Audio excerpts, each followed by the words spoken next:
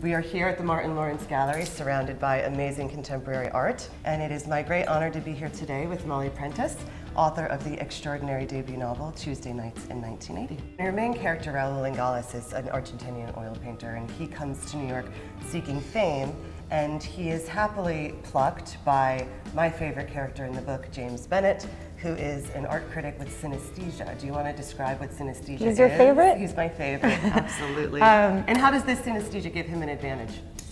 So synesthesia, it's a neurological condition where the cognitive pathways that have to do with your senses are crossed. So, for example, you could see a color and smell a certain smell, or when you see letters and each letter is associated with a color, or a day of the week is a color. James Bennett has synesthesia, and it really gives him a leg up when he's writing about art. His brain is full of these very real associations, and so he is able to put that on the page and articulate something about a work of art that in a way that no one else can. It's such a pleasure to read about him too, because in certain passages that you describe, hearing orchestra music as reminding him of salt and pepper, and his wife whose red hair is as ripe as a red strawberry, and all of these things just make the book even more rich and more colorful experience. It was really fun for me to figure out how to talk about art and write about art in ways that were inventive and exciting to me, that kind of felt like painting or drawing. As someone who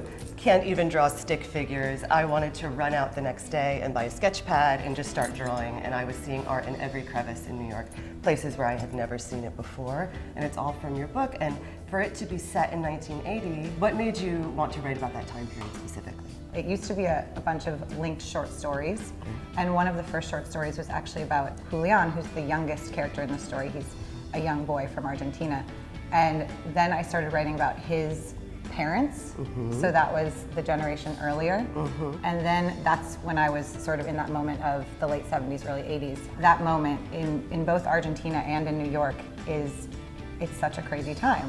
Absolutely. And in very different ways, obviously. But in Argentina, you have the dirty war going on, and in New York, you have this crazy art boom, this commercialization of art, this amazing sense of possibility. I think that those two things juxtaposed were really interesting to me.